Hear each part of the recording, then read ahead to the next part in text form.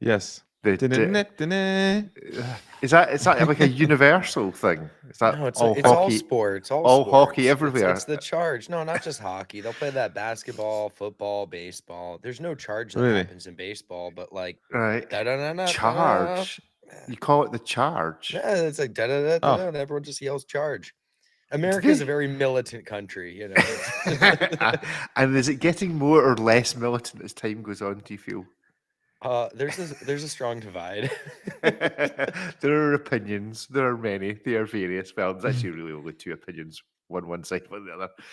There's lack of nuance, I think it's fair to say. Anyway, good morning. Welcome to anyone who's fortunate enough to be watching this on YouTube. It's going to be a slightly different show this week because we have an interview that's going on the end of the show. David, tell us a little bit about the interview.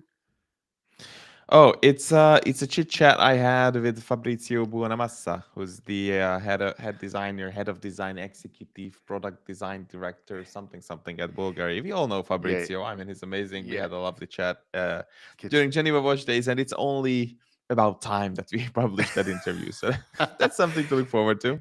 Ripway, do you think David is the man who says Fabrizio's name the best? Because Well, certainly on our team, Rick, it's not going to be you or me. So, true, that's a fair point. It just our editor Hayden was trying to tell me who it was the interview with, and I knew who the interview was with, but I wasn't for helping him out with pronouncing the name, just letting him attempt. Half But the Hayden, watches I write about, I hope we don't talk about on the podcast because I have not the slightest idea how to pronounce them. Hayden, if you're listening to this, I think you should record yourself saying Fabrizio Buonamassa's name and just insert it into the show here for all of our entertainment. So there you go, Hayden. That can be your unique appearance on this week's episode. So we have that to look forward to. Ariel was not on the show this morning because he's starting his. He's already on his way.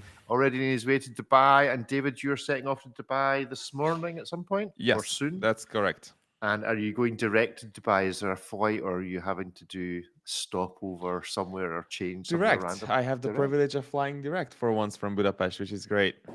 Good. And have you any expectations in particular for Dubai Watch Week? Anything you think is going to happen this week? To be honest, I have high expectations because I know that it's going to be a huge event. The by far the biggest Dubai Watch Week they've ever done.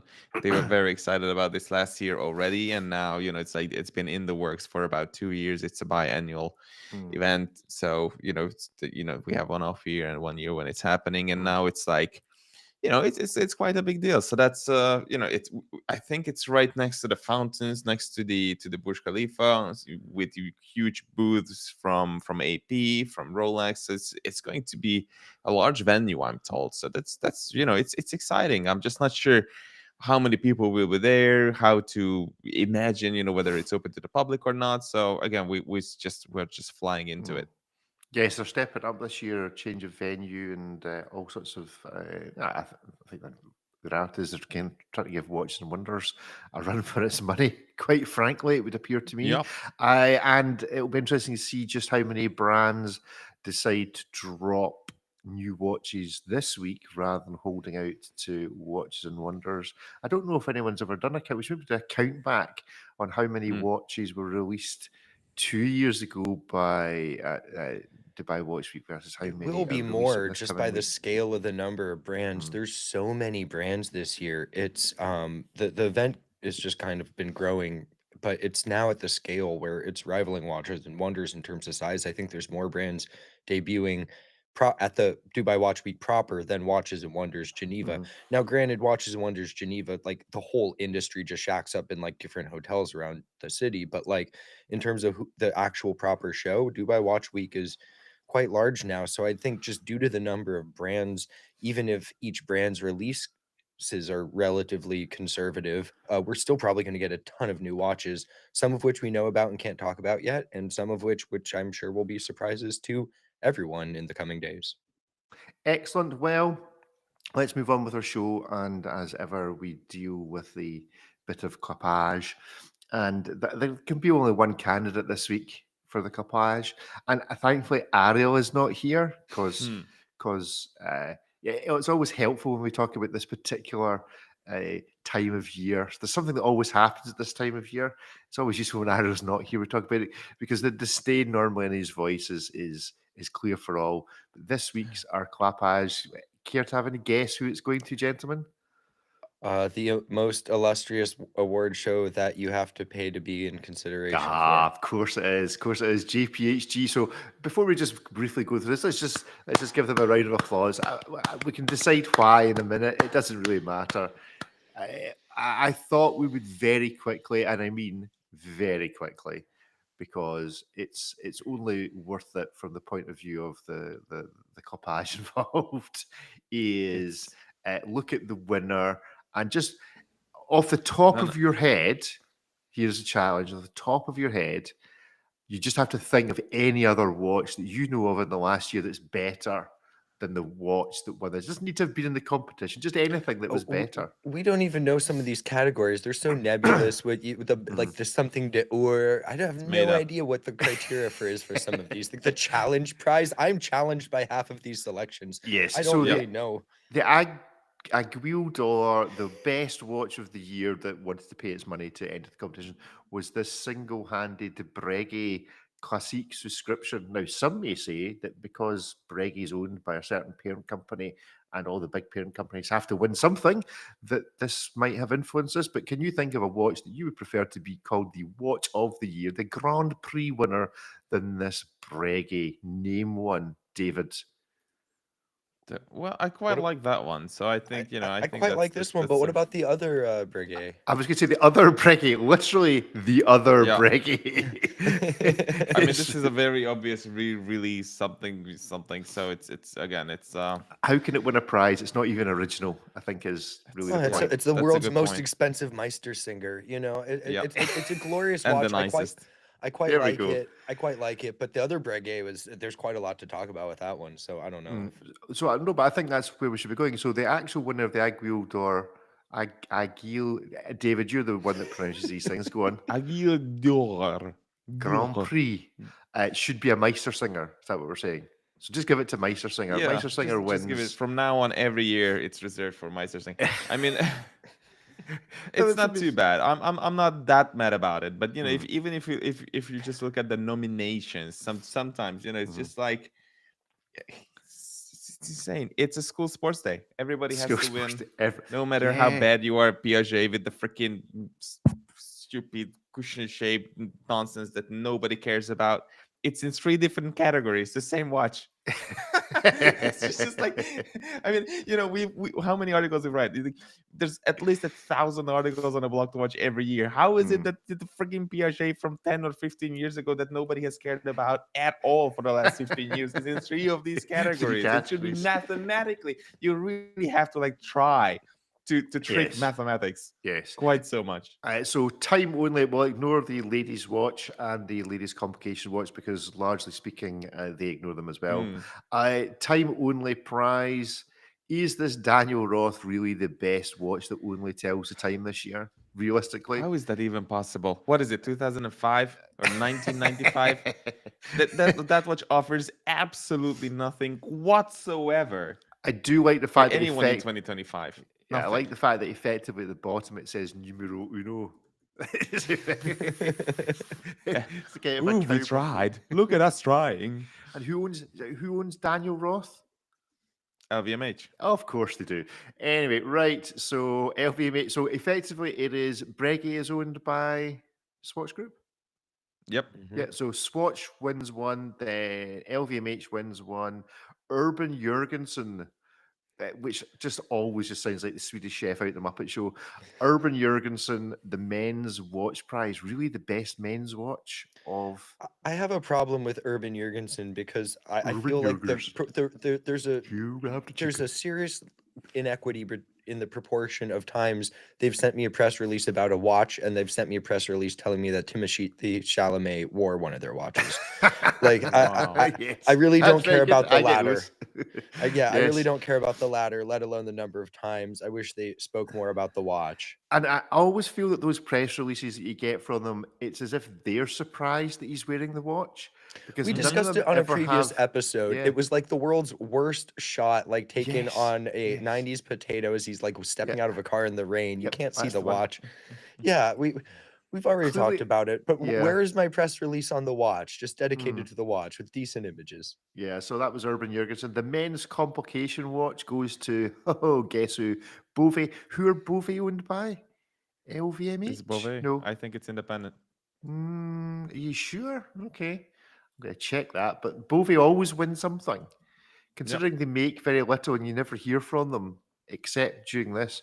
Who owns Bovet? Let's see what family of it's rich Pascal Swiss Raffi, people. I think it's Pascal Raffi. Raffi. Yep. There we go. Sole owner in 2022. At least it's an independent. Yay. Yay, independence. The dial may give me a headache, but it's a Just wait until you see the chronographs. I wish, we have to find the GPHG nominations somehow. The chronographs. Oh, they yeah, managed they're to there. They're there choose somewhere. 6 chronographs, and 3 of them were completely illegible. Completely. Not even like just vaguely legible. Completely illegible. A chronograph, a time rider, and they managed to nominate 3 of those from brands that they have to care about apparently. Well, of course they have to care about him because the brand paid the entry fee. and there are other dynamics as well. I'm sure. The most iconic watch, the Audemars Piguet Royal Oak Perpetual Calendar. I mean, why they don't just make this the Royal Oak class? Because anytime there is one, they just give it to it. You could literally put any Royal Oak in this class, and someone. When I get into power at the GPHG, all Royal Oaks will be banned. It's a low effort watch. Yes, we've already celebrated it long enough. All of them will be banned forever, ever. AP, could you just do a Rolex and a Patek and just not bother in? Just think of what are you doing? Yeah, I mean, AP, do you not realize how much you're lowering yourself by not doing a Rolex and a Patek? You think you're a member of the Trinity? Act like Patek. Just don't care about this, please, for all our sakes. Yeah, don't care about this. This is a school sports day, and somebody from the UFC cage match something just descends and like, oh look, we want something, without even trying. It's just a freaking Royal Oak. Yes, so a Royal Oak that we saw countless iterations of. We have an interview coming up with them shortly, but the Tourbillon watch prize, does a Tourbillon deserve its own watch prize? With the number of tourbillons the Swiss make each year, absolutely. Can we not just have the pointless complication watch prize instead? And that will always be the panarized equation of time. That's a decided in perpetuity. The permanent becomes the permanent winner. It's like the World Cup. After you've won it so many times, you get to keep the prize. So we just make it the pointless watch collection prize. Bulgari owned by LVMH. So LVMH have another one.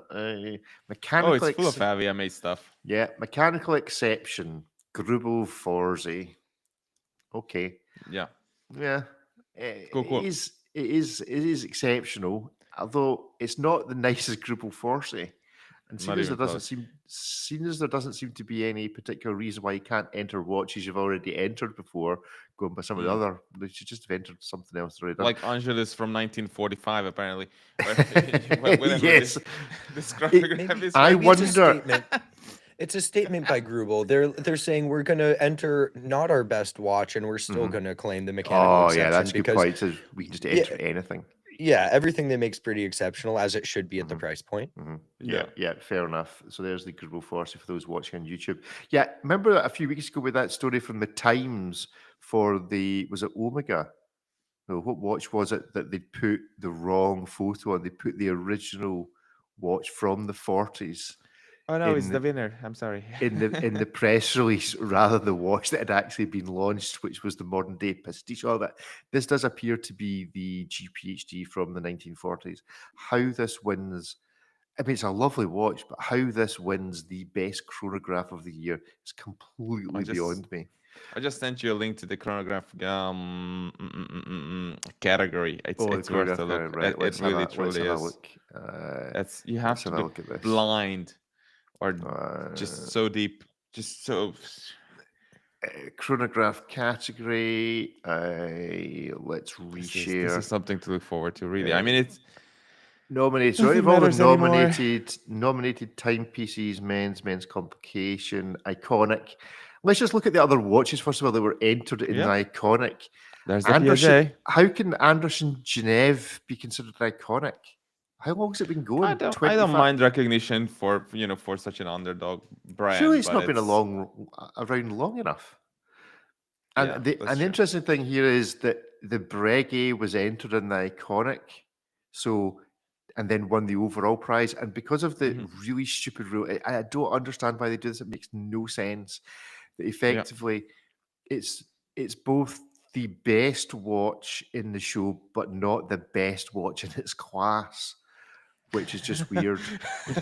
why they don't like take all the watches that win the classes.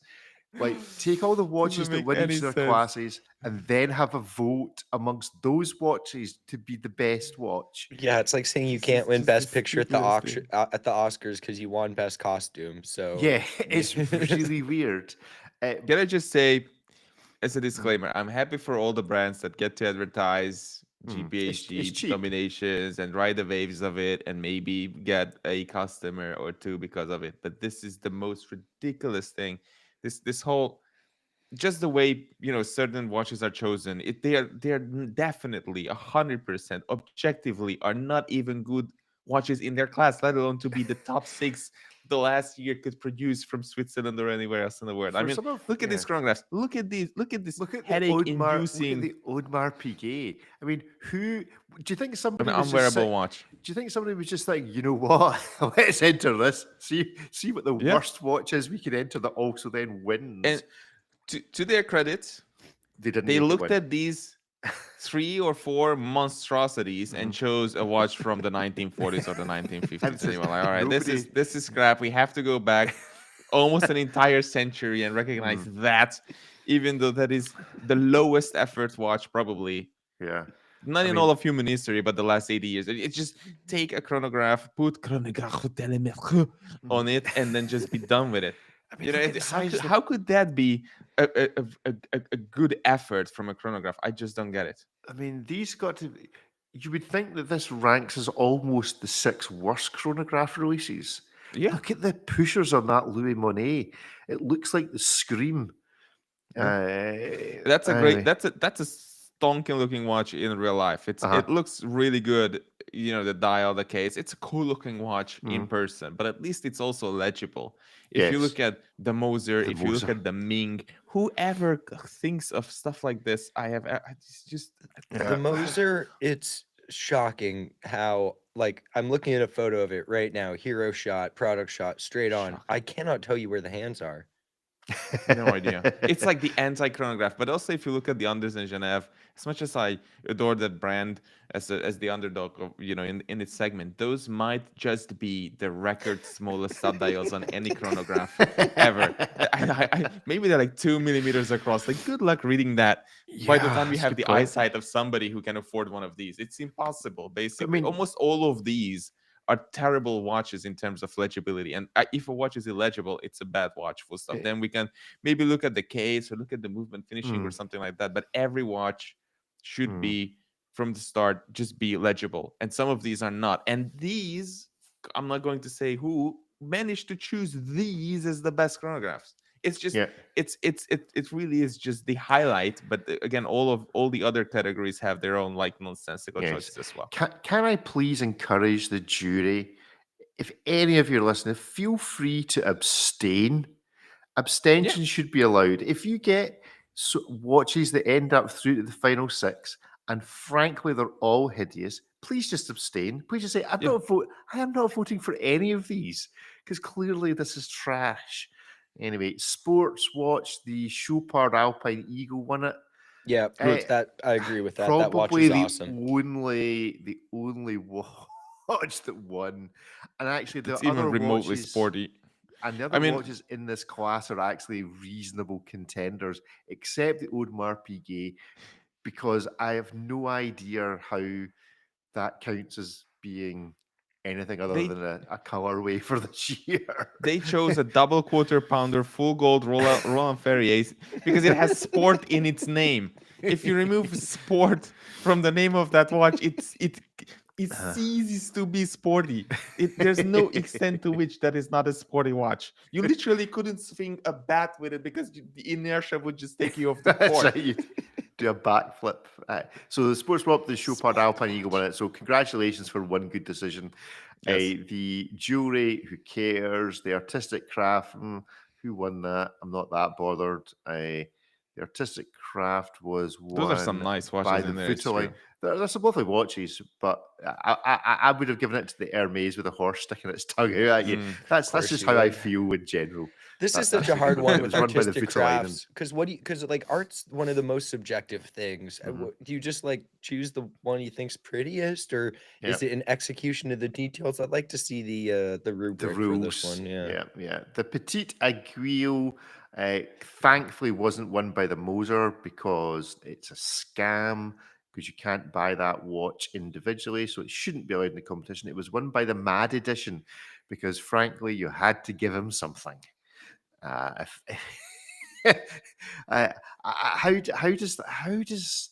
does a watch that's almost designed not to tell the time? Almost. I mean, I'm not a big fan of Nomos, but how Nomos does not win that watch for the value that Neomatic World Timer presents is completely beyond me as to how the Nomos does not win that. I mean, even the Christopher At least there's Ward, some strong competition here. yeah, These are like good value it's watches. It's true. competitive. And then the challenge class was challenge won of by, I think, probably the watch that caused the most. The challenge of telling the time, apparently. Well, Again, it was a Dennison that won it. The stone tiger eye thing. It's just weird. But then it's a weird class. It's just it's I can. Okay. It's just a bin fire of a class when you get. I'm not sure what. Again, not watches quite sure are the this end. criteria for it. But the Cheap. Dennison had a moment. The criteria this year. is it's under 3,000 euros, I think, or 3,000 Swiss francs. I mean, okay, that make it more open-ended. But no, the Dennison had a moment this year. It kind of challenged the perception that a stone dial needs to cost an exorbitant amount of money, and everyone seems to have really hopped on that train. So I'm sure, why not? And then the mechanical clock was won by the Lepe, who are owned by.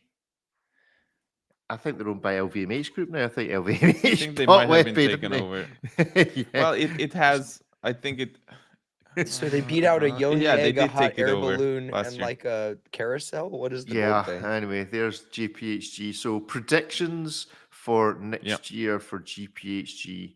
Well, it's impossible. We've got to do a live. We're going to do a live simulcast with GPHG next year. How is it possible that Urban Jürgensen might have launched 2 watches last year and they have 3 in GPHG nominations? We're supposedly looking at the best the industry can offer. And I'm not against Urban Jürgensen, but again, mathematically, it should not be possible for them to be in 3 different categories with 3 different watches. Like, who are they to just be in there and just elbow all the others out? It's just so incestuous, this whole thing. It's just so backwards. And for people to think, yes, this is in a way, in a way, it is a competition, but it's not like Formula One, but almost like that. It's like a very close circle. You cannot just simply start another team and then another one and then another one, unless they figure out a way to start a new category in which you can fit or something like that. So it's just really, really weird to me. This whole thing. What category would you like GPHG to introduce next year? I don't need a new category. I need a new trophy. The creepy golden baby fist needs to stop. We need to get a proper trophy. Honestly, if whoever designed that thing wants to sit down and have like an hour-long interview with me, I would love to put together an in-depth story on the design of that trophy.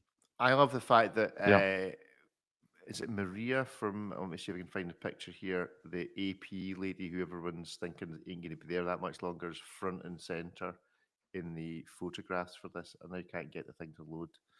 GPHG website. In the meantime, I will shows say the that right in the middle. there were 7 APs and 5 Piagets and 3 Urban Jürgensens.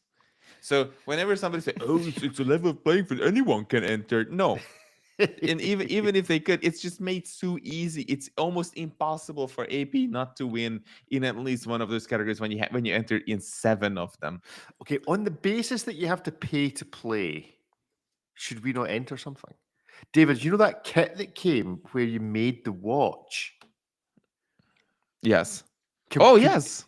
Can we not enter that? Yeah, David's ruined handset watch. You know. Let's actually come on. Let's think about this. It's like 800 Swiss francs or something to enter a watch. I think it's like $5,000.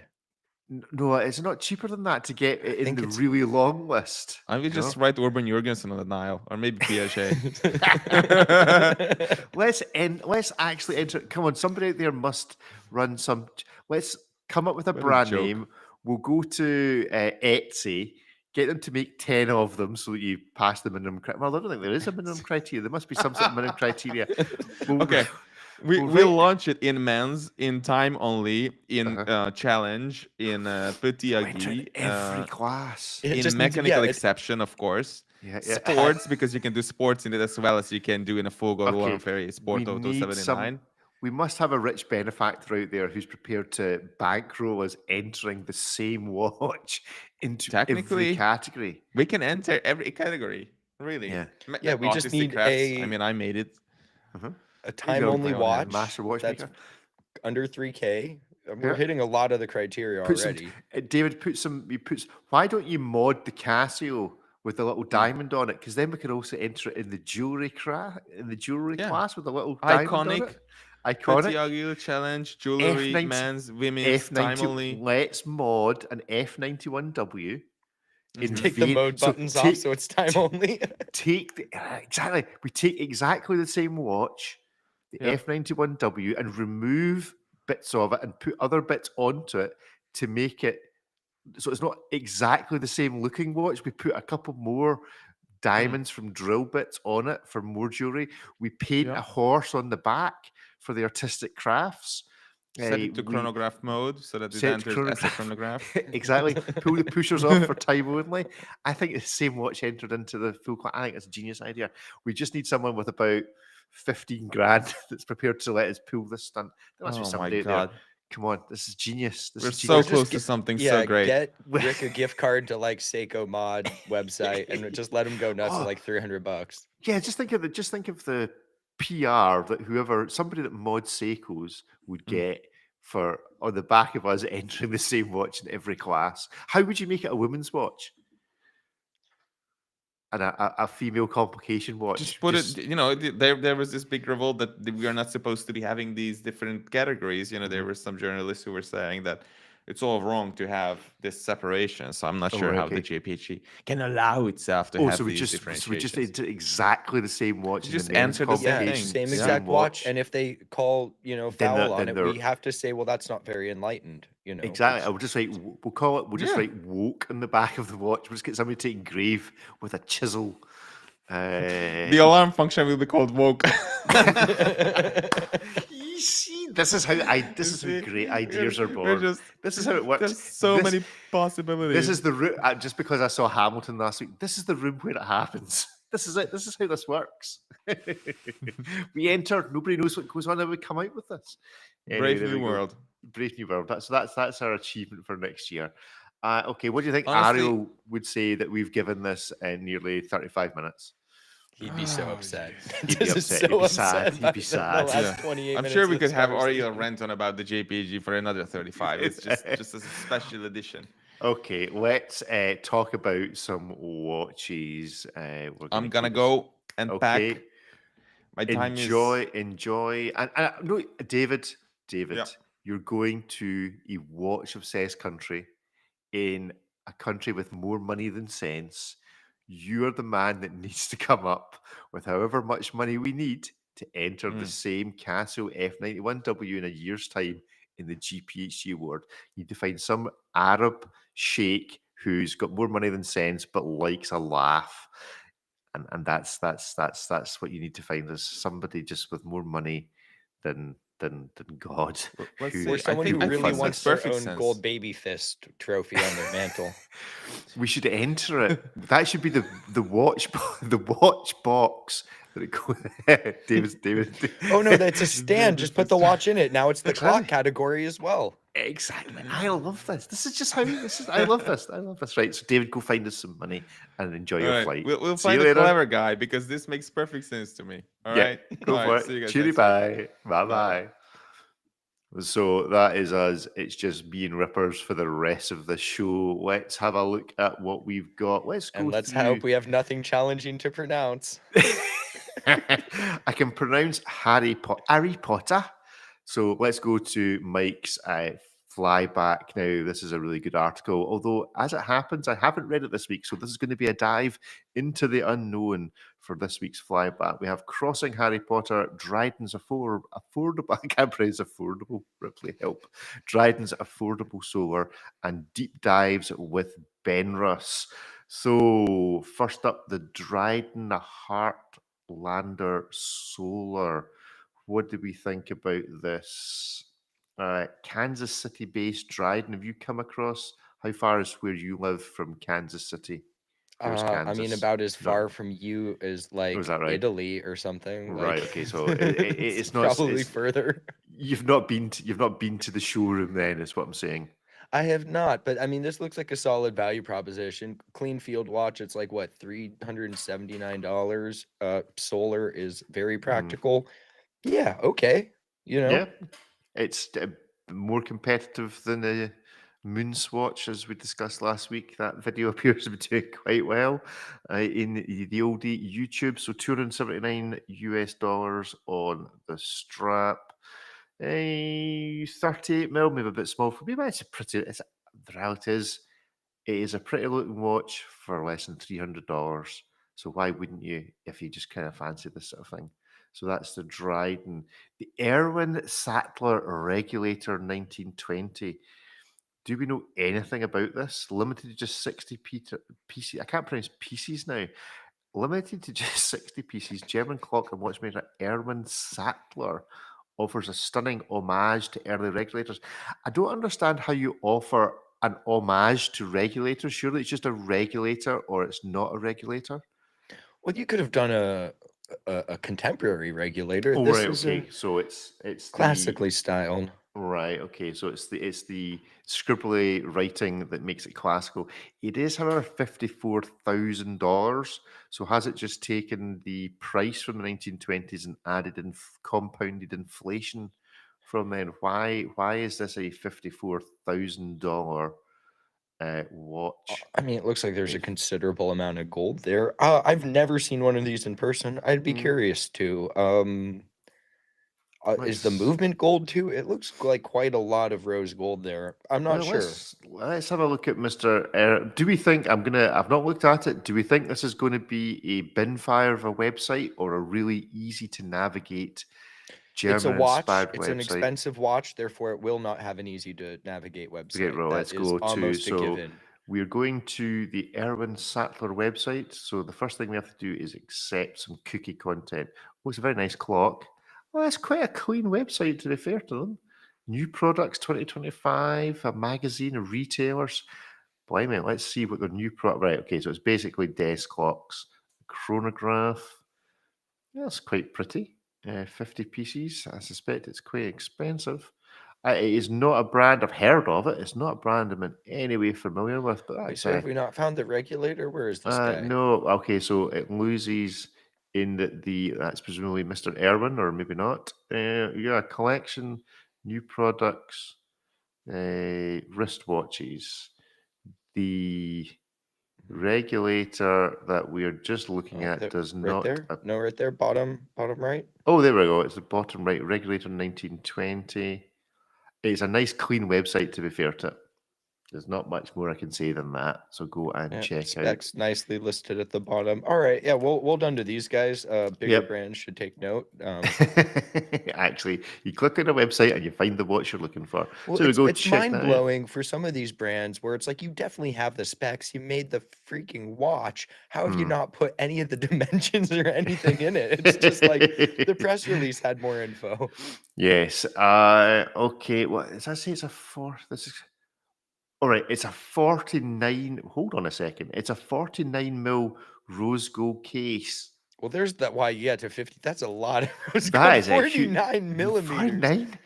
Gordon That's built Bennett for your Scottish wrists. Yeah. So the reason it's $54,000 is actually because of the amount of gold it takes to make anything that's 49 mil in rose gold. Well, there you go. 49 mil, like we Who joke is- about 47 mil Panerai and like U-boats and stuff. 49 is 49. That's like proper those old hockey A. puck. Lang and Zona pilot's watches that you'd strap to the outside of your Biggles leather jacket flying Or a your biplane. thigh, the ones that go around the leg. I mean, this is one of those things where you can say what you will about the designer, the brand, or anything, but I'm sure it's one. If you feel 49.5 millimeters of gold, you'll go, okay, yeah. Well, Are all there?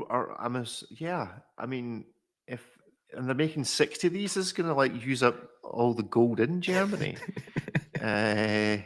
Right. Okay. So Chapek and C, I think this might have been one of the watches that Ariel was talking about last week with stupidly sized windows on it. It certainly looks that way. It might is, have but you inspired can last week's you can rant. open this one. So while Right. the guilloche lid, I'm not really sure what its proper term is. The guilloche lid. You know, it's not the hardest to read, but you can open it up and you get the mechanics of it. I would, if I Let's had go this, to I'd the try to find website. some way to just take the lid off and. I think it's called. Is it not called a hunter case? No, or is that only when it's in it the is, case but back? I usually hear that in relation to the case Okay. back. I guess you could. Yeah, so this is the Chapek website.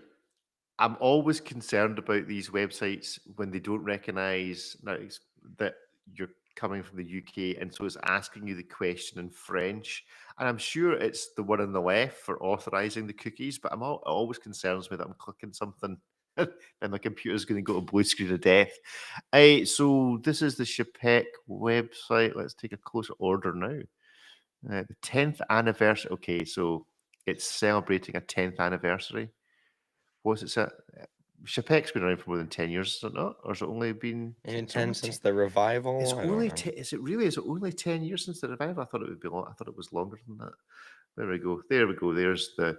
I do quite like these hunter cases. I think if I was ever to design a watch, maybe that's what we should do with the F91W for next year's GPHG. Give it a hunter case. Give it a hunter case, a little gold flip up case. I like it more on the case back, like what the Burneron did. That's cool. You Yes. get something to play with, but on this one, I feel like it would be in my way. I'd want to wear it up and then I'd get it caught on things, and that's probably a costly repair. Yeah. What happens? I got my lid stuck on the door frame. Yeah. Okay. So $64,000 in gold. Yeah. Okay. Benrus Ultra-Deep. I quite like this. $1,100. It's a weird size though.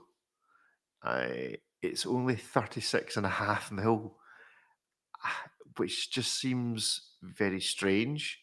Oh, it's a 13.8 thick. Yeah, what have they done? Have they put a chronograph inside of it? Wait, where are they getting this? Why is it? It's more like wearing a Lego brick than like a Lego wall. Wait, what's the depth rating on it? It says ultra deep, but like at the Ultra deep. 13.8, it better go really far down. Let me see. I'm on the Benrus website. Let's see how good the Benrus website is. I have a thinking that this is going to be horrible to navigate. Our collections, right? Type 1. So what's this called? This is a Type Ultra 1 deep. M1, so it must be in here somewhere. Type 1 M1. No, Ultra there deep. we There we go. 20. Huh? Here, 20 atmosphere. Is that not just 200 meters? Yeah. So there's nothing ultra deep about that. Why is it called the ultra deep? It's 200 meters. It's an We'll get- ultra deep case. That's a thick case. Yeah. How can you have a case that's both that small and that thick, and it only be 200 meters depth rating? That just feels a bit disappointing. I mean, I'm not going to buy it. It's 36 mil. It's far too small. On But, paper, specs are only half the story. I'd be curious to see one of these in person, but that is a chonky little boy. It does look like the bracelet might be a bit jingly jangly. I don't hate that on a Jubilee. Well, I don't hate that on a Jubilee. I think a little bit of slack in a Jubilee makes it incredibly comfortable. Like those old stretched out oyster bracelets, amazingly comfortable. They don't feel nice, but they're amazingly comfortable. Todd Schneider Unimatic Model Quattro U4 No, Modello GMT. Quattro. Right, okay. Yeah, let's channel our more inner music David. in it. Who's Todd Schneider when he's at home? Designer guy, American designer, I believe. I've first heard about him doing a lot of Timex collaborations, which he still does. Oh yes, menswear across the board, but partnered with Unimatic, and these are pretty good looking. I like the black one. I mean, this has a 300 meter water rating, and it's 40 mil. Just makes no sense as to why that previous watch is only 200 meters. But there we go. $1,000, maybe a bit pricey. Well, it's GMT. I suppose $1,000 is about right. That's not too bad. It feels a bit expensive for the Seiko GMT. That's kind of, if this was like the Miyota, I wouldn't bat an eye. That said, Unimatic watches are never like the least expensive for that type of watch with that movement. These look pretty cool. I'd be curious to see one.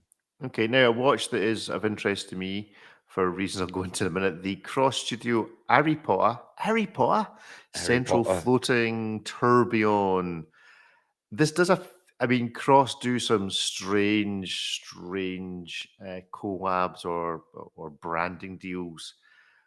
But to think that someone that's a Harry Potter fan, unless they're actually J.K. Rowling, billionaire J.K. Rowling, is going to spend 120 grand on a Harry Potter themed watch just seems a bit nuts. I can understand someone being a Star Wars kid from the 1970s and 80s who's now a billionaire for a laugh buying a Star Wars themed cross. I'm not sure that people who are Harry Potter kids are old enough and therefore wealthy enough to be wanting to stick 120k. Oh, there's definitely people in their 30s and 40s that grew up reading these books. It's been a while.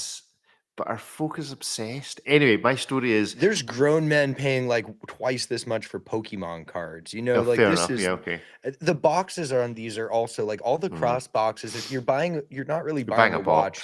Yeah, you're buying this whole like collector's kit thing, whether it's like a exact micro replica of Boba Fett's spaceship or this music box thing, which probably plays the Harry Potter theme song. I'm assuming it goes doing. Yeah, I'm almost positive. I would have liked to see this rather than having some Quidditch players going around on it. They should have done like the ball, the golden snitch, and just that's a whole little mechanical thing. Yeah. All right. Okay. Well, or what's that necklace Hermione has that can like go back in time, and there's like a wee little sand timer in it. Other than going on the ride at whatever theme park in the States, I've never been. It's right around the corner from me at Universal. Very little interest in Harry Potter. Got the whole Harry Potter world. I've never been. Yeah. So the Cross Studio, the Harry Potter thing does look quite cool. We have in our house recently been inundated with barn owls. So we actually had one sitting outside our window the other night. It wasn't so much sitting outside the window as sitting on the ledge with its face up against the glass, staring into the bedroom. So at 4 o'clock in the morning, switching the light on to realize you're being stalked by an owl. So I did feel that I was in a kind of Harry Potter, because there's owls in Harry Potter, I seem to recall. So did you let it in and let it deliver the letter? No, was that what they do? Oh, it might have been from the US. We had government shutdowns for quite a while, so someone might have been just trying to reach you and sent whatever they thought would get. Right, okay, so next time I see it, when I see it tonight and it comes to sit on the balcony again, I need to open the window and let it in to deliver a letter. I'd forgotten that that's what they do. That does ring a bell from having seen. Yeah, that's like the equivalent of the odd FedEx Harry knocking Potter. on the door and you're just going, "Oi, no, not today, man. Signature required." We delivered it to your safe place. Right. Okay. Right. Let's just have a brief squiz through the rest of the website this week before we hand over to David with his interview with Fabrizio. Fabrizio, what do you suppose they call him? What do you suppose his mother calls him? Fab. I mean, we can't pronounce his name, so we might as well shorten something. Do we think Fabrizio. Fabrizio? Yeah, okay. Fabrizio. They just pronounce it without I can do the the first name. Italian. The second name, I'm just gonna. It won't be as pretty. Buonamassa. I don't know. Anyway, right. So from the website, Draken Kruger V2 just launched Tough Time. That's very nice. I actually quite like this. That's Tell us pretty cool. about So it's a Draken. It's they're in Australia, New Zealand based company, I Right, okay. believe. This is inspired by the rangers of the Kruger region in Africa that protect the endangered species from poachers. Mhm. Titanium watch, hardened coating, ceramic bezel, good loom, lots of loom. But what I like about this one is it's a mecha quartz movement in it. They also do an automatic version, and you can get a different dial layouts, 369 or this 7750 with the 6912 subdials. Mhm. You can also get 12-hour bezel, countdown, elapsed time. You get a rhino on the case back. So if you wanted to scratch that Hublot itch and didn't want to pay $50,000, here you go. But what I like about these is if you opt for this Valjoux style 6912 asymmetric chronograph dial layout, you get a different version of the Mecha Quartz chronograph movement. Now, the standard 369 configuration, you get a running seconds for the time, you get a minute counter for the chronograph, and then the other third subdial is basically just a 24-hour display of the time. You switch to this version of the Mecha Quartz, what you get is a 12-hour counter for the chronograph instead of that 24-hour dial. So Mhm. for those who actually want to use their chronographs to time anything more than an hour, this is actually pretty practical. It's comfortable on the wrist. It's a large watch, but not like overtly large. But all things considered, it's pretty well done if you're looking for kind of like those Zin Damasco kind of vibes, but at a much lower price point. And it's a really rugged chronograph. Mm. Boris is in the chat just repeating what we said earlier. It should just be a Royal Oak category that for GPHG. That's No, what it they shouldn't open to only AP. be open to AP. It should be open to everybody. So if Ooh. someone can make a better Royal Oak, which every brand seems to want to, A Royal Oak category. yes. Right, I like that. A Royal Oak category that's not actually a Royal Oak category. The only company that's not allowed to enter it is AP. It's just a bunch of Royal Oak Just a homages. bunch of Royal Oak homages. Next year, we've got to go to town on GPHG next year. We're going to try and The hammer the hommage nail. des heures. Yeah, There is it's a the petit fact that hommage des heures. I also don't understand. I mean, I kind of understand why it's in French. I assume it is in French. It's certainly not in English or whatever. But if you're trying to appeal as the worldwide Oscars, why are you not doing it in English? I mean, you could even All of the argue you should watch do it in brands, they put Mandarin or something. automatique. The rest of the watch is all in English. The whole case back in English. And what's it say on the dial? Automatique. This is just the way it is. It's just the world we live in. So that is the Draken Kruger. Elsewhere on the website, let's find something else before we conclude for the day. What else has taken your fancy this week? We'll leave the out of time Casio till Ariel is back. I quite like this hand heart. You know, occasionally there's brands that go through phases of being not maybe the darling of watch media, possibly might be the way to describe it. So there was definitely a time when Oris was what everyone was talking about. It's 5 or 6 years now have passed, in my opinion. But it was definitely a time where, everyone was kind of into what Oris were doing. New watch geeks were finding Oris, etc., etc. Then there was the Norcane moment, whereby there was a 18-month period where Norcane was, oh, this is new and fresh, and they're spending money on marketing, so they're actually making themselves felt. Even Bremen went through that phase probably a bit longer ago, where it was, here's something different. I feel that Hanhart, I don't know who owns them, whether it's family owned, may be on the verge, if they play their cards right, of being the next.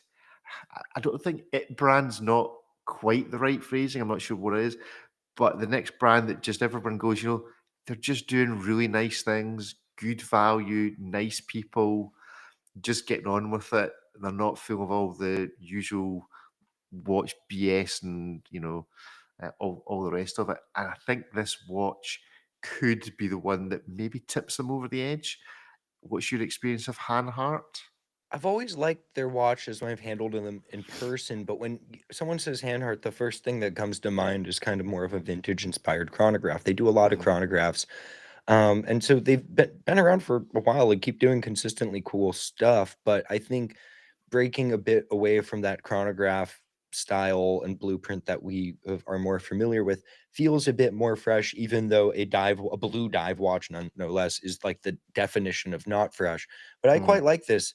Yeah. It's modern. It kind of reminds me of like the Breitling Super Oceans from like two generations ago, which is a good thing in my opinion. It's obviously less girthy than the Breitling, so I'll probably wear a bit better. Probably be priced more reasonably as well.